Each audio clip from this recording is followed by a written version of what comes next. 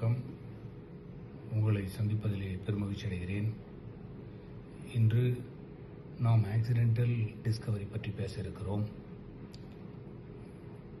கண்டுபிடிப்புகளிலே இரு வகை உண்டு. ஒன்று பிளான்டு டிஸ்கவரி, திட்டமிட்டு ஒன்றை கண்டுபிடிப்பது. மற்றொன்று ஆக்சிடென்டல் டிஸ்கவரி. இந்த ஆக்சிடென்டல் டிஸ்கவரி, அதாவது எதிர்பாராமல் கண்டுபிடிப்பது. இதற்கு உதாரணமாக ஹென்றி பெக்கோரல் என்கின்ற இயற்பியல் அறிஞரினுடைய கண்டுபிடிப்பை தான் எடுத்துக்கொள்ளப் போகிறோம். ஹென்றி பெக்கோரல் என்பவர் ஒரு இயற்பியல் அறிஞர், பிரான்ஸ் நாட்டை சேர்ந்தவர். அவருடைய தந்தை, தாத்தா எல்லோருமே இயற்பியல் அறிஞர்கள்தான். இந்த ஹென்றி பெக்கோரல் என்பவர் பாஸ்போரசன்ஸ், நின்றொளிர்தல் என்கின்ற புலத்திலே தன்னுடைய ஆராய்ச்சியை மேற்கொண்டிருந்தார். அதாவது சில பொருள்கள் தன் மீது ஒளி பட்டது நின்ற பிறகு கூட ஒளிர்ந்து கொண்டே இருக்கும். இதை பற்றி ஆராய்ச்சி அவர் மேற்கொண்டிருந்தார். இந்த ஆராய்ச்சி தொடர்பாக அவர் பொட்டாசியம் யுரனைல் சல்பேட் என்கின்ற ஒரு வேதிப்பொருளை தன்னுடைய ஆய்வகத்திலே பயன்படுத்திக் கொண்டிருந்தார். ஒரு நாள் மாலை வேளை, நேரம் அதிகமாகிவிட்டது. எனவே திடீரென அவர் அன்று செய்து கொண்டிருந்த ஆராய்ச்சியை நிறுத்திவிட்டு அன்று பயன்படுத்திய பொட்டாசியம் யுரனைல் சல்பேட்டை ஒரு பிளாக் கலர் கவரில் வைத்து உடன் ஒரு போட்டோகிராஃபிக் பிளேட், ஒளிப்பட தகடை வைத்து தன்னுடைய டிராயரில் வைத்து மூடிவிட்டு ஆய்வகத்தை மூடிக்கொண்டு கிளம்பிவிட்டார். அடுத்த நாள் காலையில் தன்னுடைய டிராயரை திறந்து பொட்டாசியம் யுரனைல் சல்பேட்டை எடுத்து பார்க்கின்ற பொழுது உடன் இருந்த போட்டோகிராஃபிக் பிளேட் ஆனது பாதிக்கப்பட்டிருந்தது. நாம இருந்தால் உடனடியாக அந்த ஒளிப்பட தகடை தூக்கி எறிந்துவிட்டு வேறொரு ஒளிப்பட தகடை வைத்து தன்னுடைய ஆராய்ச்சியை தொடர்ந்திருப்போம்.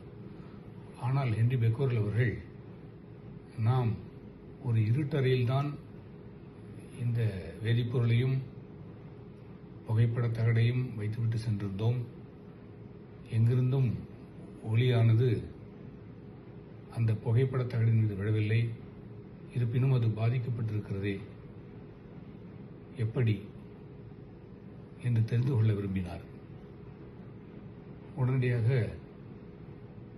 தான் உடன் போட்டோகிராஃபிக் பிளேட்டுடன் வைத்திருந்த பொட்டாசியம் யுரனைல் சல்பேட்டில் இருந்துதான் ஏதோ ஒன்று உமிழப்பட்டிருக்கிறது என்பதை உணர்ந்து கொண்டார். அதற்கு பின்னால் 1898 அவ்வாறு உமிழப்பட்ட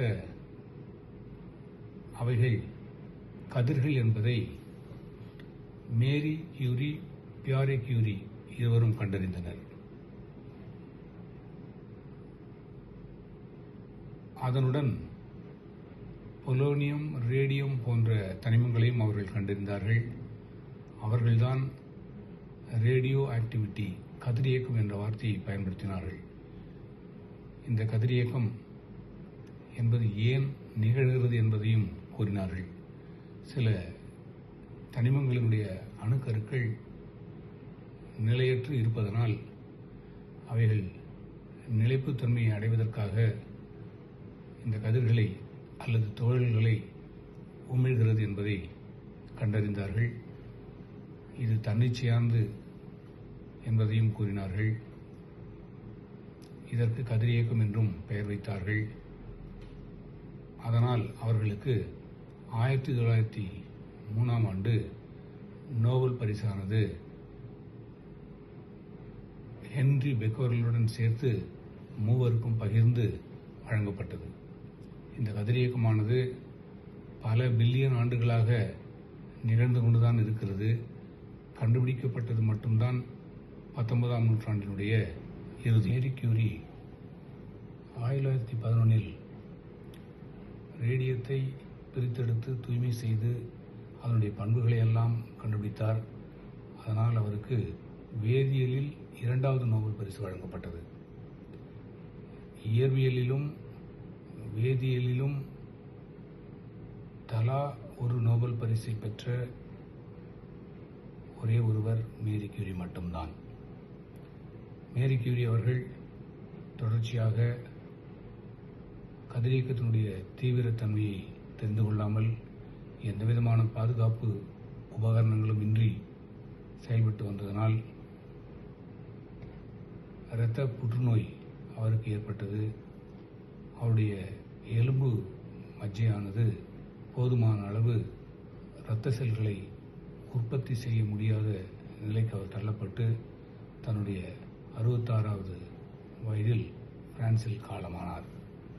அவர் பயன்படுத்திய உபகரணங்கள், அதாவது அவருடைய உடைகள், நோட்டு புத்தகங்கள் அனைத்தும் இன்றும் கதிரியக்க கதிர்களை உமிழ்ந்து கொண்டுதான் இருக்கிறது. எனவே அவைகள் காரியத்தினாலான ஒரு பெட்டியிலே அடைக்கப்பட்டு பிரெஞ்சு நேஷனல் லைப்ரரியிலே பாதுகாப்பாக வைக்கப்பட்டிருக்கிறது. தாம் கதிரியக்கத்தால் பாதிக்கப்பட போகிறோம் என தெரிந்து கூட அறிவியல் மற்றும் மருத்துவத்துறையில் தன்னுடைய ஆராய்ச்சி பயன்படும் என கருதி தொடர்ச்சியாக ஆராய்ச்சி மேற்கொண்டு உயிர் நீத்தவர்தான் மேரி கியூரி அவர்கள். இந்த மேரி கியூரியானவர் கதிரியக்கம் பற்றிய ஆழமான ஆய்வினை செய்தவர். இது ஒரு அணுவின் செயல் என்பதை நிரூபித்தவர்.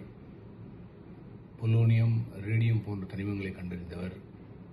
இயற்பியலில் 1903 ஒரு நோபல் பரிசை வென்றுவிட்டு அடுத்த 8 ஆண்டுகளில், அதாவது 1911 வேதியியலில் நோபல் பரிசை வென்ற ஒரே விஞ்ஞானி.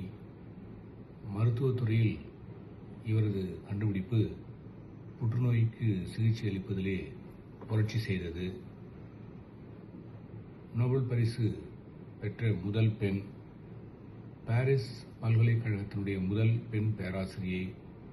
இவ்வளவு சிறப்புகள் வாய்ந்த மேரி கியூரியை கௌரவிக்க யுனெஸ்கோவும் International Union of Pure and Applied Chemistry, அதாவது IUPACயும் இணைந்து வேதியியலில் மேரி கியூரி நோபல் பரிசு பெற்று 100 ஆண்டுகள் ஆனதை கொண்டாட 2011ஆம் ஆண்டை இன்டர்நேஷனல் இயர் ஆஃப் கெமிஸ்ட்ரி, அதாவது சர்வதேச வேதியியல் ஆண்டு என அறிவித்து 2011 அதை கொண்டாடி வருகின்றனர். நாமும் அதை கொண்டாடுவோம். மேரி கியூரி அவர்களை கௌரவிப்போம். நன்றி.